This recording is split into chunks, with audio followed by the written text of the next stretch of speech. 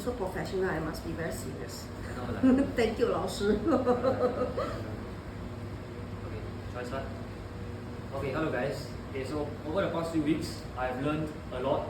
Okay, from Elijah. Okay, I've done many sessions, and I learned a lot about CPF on it. So I'm just here to share what I've learned. Hopefully, it will reinforce what you already know. Okay, so the first topic will be on CPF Life. Okay, so actually what happened is I did my own. As I was talking to my parents, okay, I realized that okay, CPF is very, very important, especially when you want to target retirement income. CPF is something that everyone has, and you need to know exactly when are you contributing and when are the payouts and how much payout to decide how much you want to invest and all that stuff. So just an overview of CPF Life, more on the retirement side. Okay, so I think as we all know, before 55 you have 3 accounts. Okay, your OA, your SA, your MA. Okay, 2%, 4%, and 4% per annum. Okay, and on top of that, did you all know that there's actually extra interest on your first 60k when your first total CPF combined balances of 60k? Do you all know that? No? Okay. On top of the normal 2.5, 4%, 4% per annum growth rates, below 55, your first 60k combined CPF balance, you actually get an additional 1% extra interest. But you need to take note that your OA is kept at 20k. That means the remaining 40k has to come from your other 2 accounts. Okay? So just need to take note. Later will he send us slides? Yeah. I will. So I'm going to take a picture. Okay. Other than that, after 55 years old, okay, 2% per annum on the first 30k and 1% on the next 30k. Okay. Also same thing kept at 20k for OA.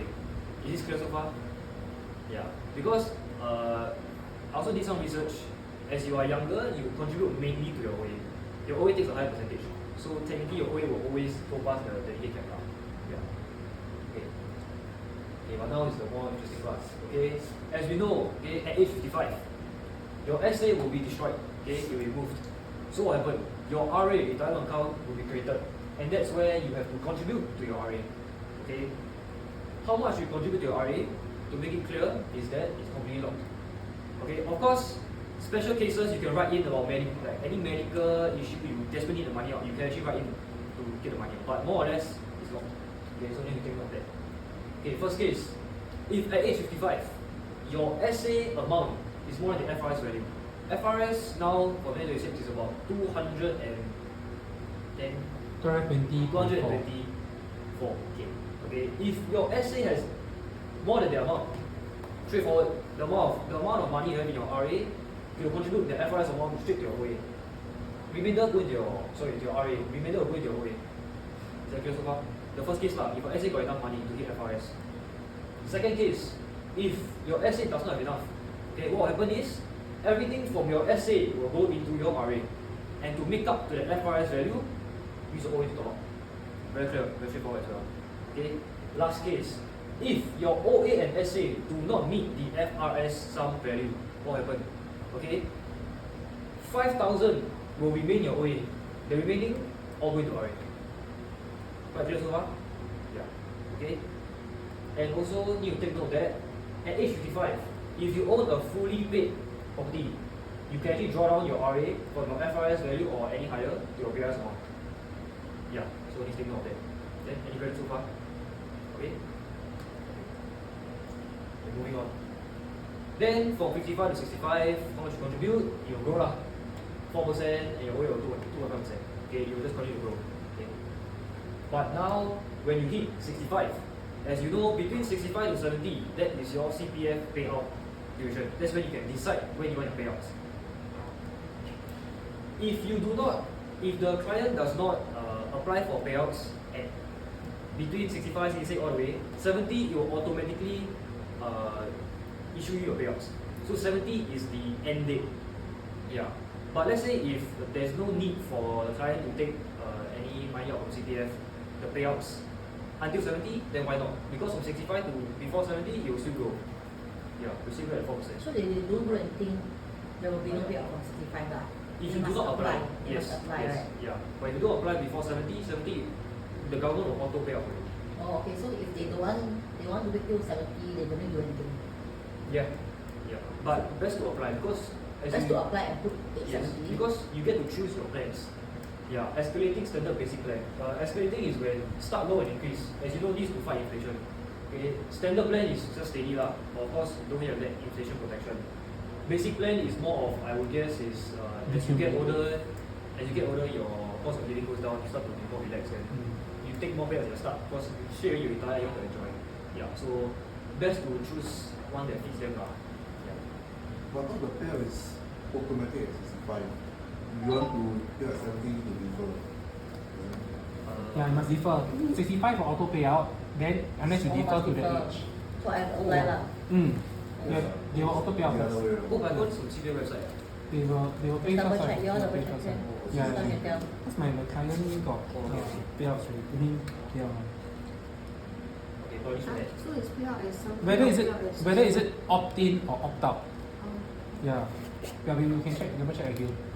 Yeah. Okay, other than that, at age 65, when you choose to take out your payouts, okay, approximately, depending on which plan you choose, they are approximately 6.4% every year, okay? And of course, as you know, the payouts will continue until death lah. Okay, even if your account value you draw until zero, the payout will still continue. Okay, that's a plus point. But then, is that really a plus point? I'll go into that later. And of course, at any point in time, as you're taking out your payouts, upon death, all the remainder from your CPF, okay, the combined value, OARA, will go to your beneficiaries. But boss, can I ask, right, Mhm. for when you mention the remaining net premiums, right, what do you mean by that? Sorry again. Oh, okay. Hey, Amy, just to clarify that one, right? 65, right? You must instruct CPF board to begin your payouts. Okay, so you must instruct CPF to take out at 65. Yeah. But normally people just take the letter, then just sign, okay, take, then just go lah. Yeah. Oh, then So- if you don't instruct to take out at 65? It will auto just delay 70. Okay, yeah, so, Yeah. Okay, sorry. So what does it mean by minusing the net? I mean, in a sense, net premiums, right? For example, if at 65, $400,000, okay, $400,000 goes in to CPF Life. They start paying you money every year, right? They'll start paying you maybe roughly 26,000 per year, with 2,000 plus per month, okay? Start paying 2,000 plus per month. Every month that you withdraw the 2,000 plus, it deducts away from the 400. This 400,000 will be the so-called amount that you have remaining for your beneficiaries. Okay, so once the 400k is drawn down, which takes about 16 plus years, 16 years or so, if 65 you withdraw, 81 will probably disappear already.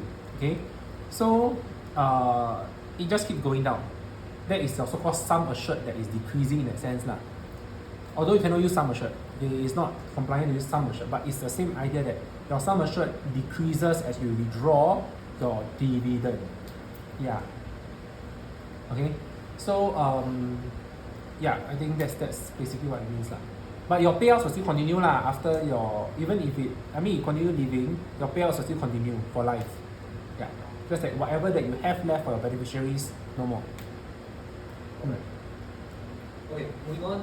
One important thing to take note is that if any investment was done using your SA money, once you hit 55 and you contribute, you realize that your SA disappears, So all your SA investments, where does it go?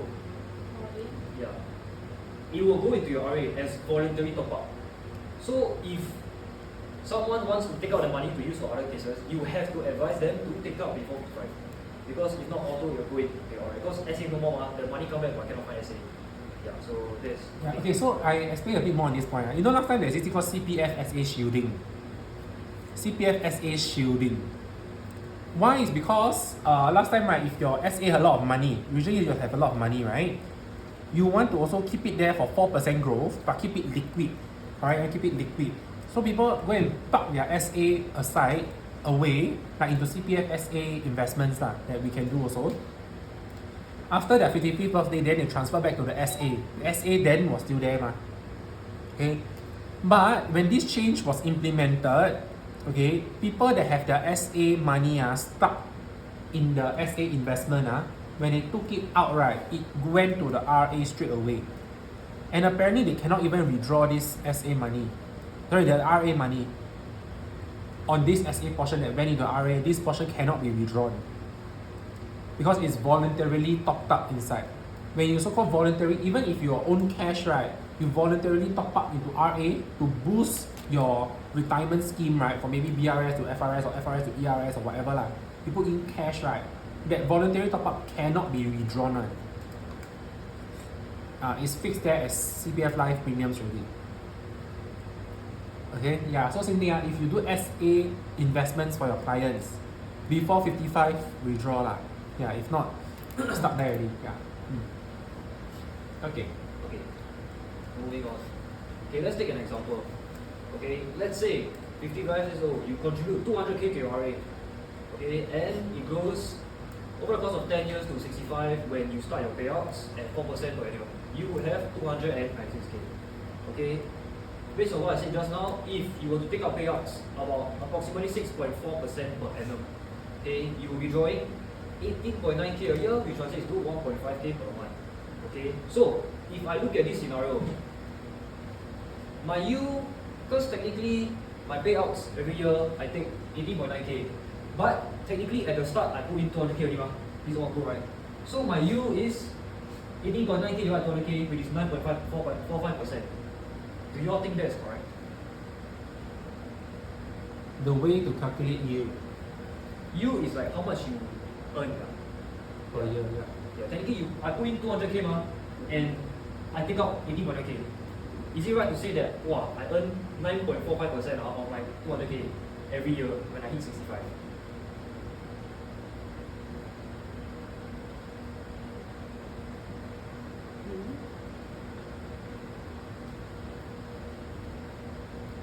Anyone? Okay, the answer is no. Okay, it's not. Okay, why? Firstly, the 200k that you put in has grown to 296k. To base your denominator value on 200k would be a bit false. Because my money grew to this amount.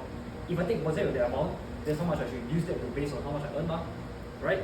Not only that, when you start taking your payouts, mind you that this 296k, right, you won't get it back. You are drawing down your value. It's basically I put my money on the table and I start taking it back for myself. I don't earn anything. The government is giving me back my own money. So no, you can't say that your yield is like that. Okay, just to take note. Okay, let's translate this to another graph. Okay, at age 65, 296k, you take out 6.4% as I mentioned per year. I draw all the way down to my CPF value was 0, my RA was 0. Can you guess at what age roughly will your RA be 0 and 6.4% per annum? You sort of mentioned just now. But how to calculate? Why let's say, when I say 80 or 81, right? How do you calculate that it's 81? Why do I say it's 81 years old and no more? 6.4% of the amount, 296 draw down.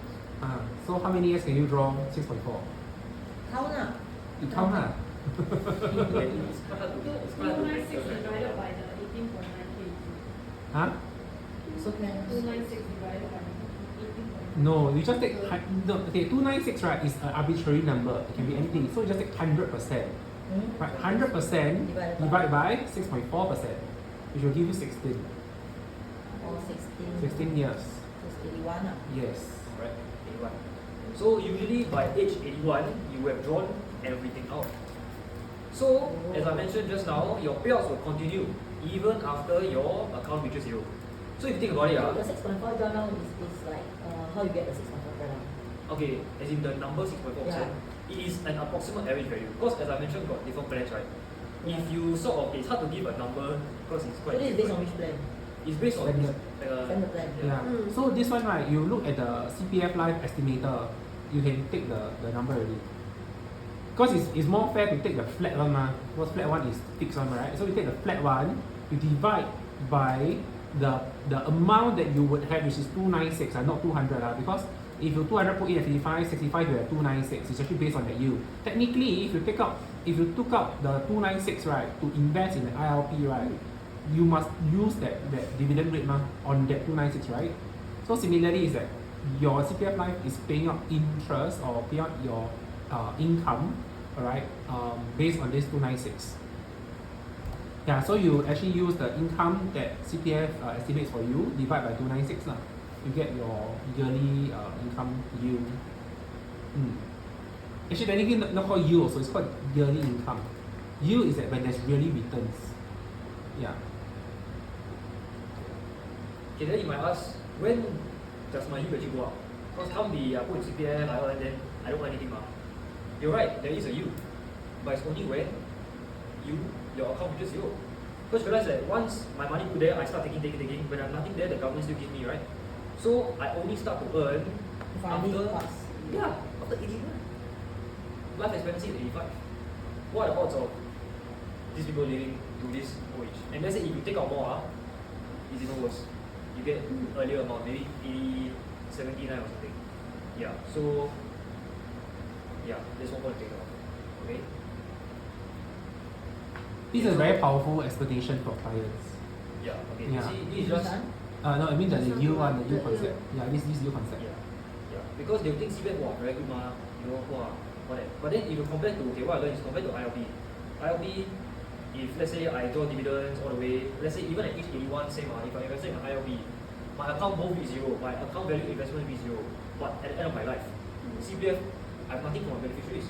But for ILP, I get, Yeah. It's not no one. yeah, 100%. Yeah. I explained it to my parents and they were like, wow. And then my dad, yeah. Okay. This is just the whole, everything that I just mentioned about summed up. So these are the infographic that And I cheat see, sheet. But I need to edit. But I'll send it to you. Okay. That was CPF Live. Any questions? Okay, I just go through a little bit of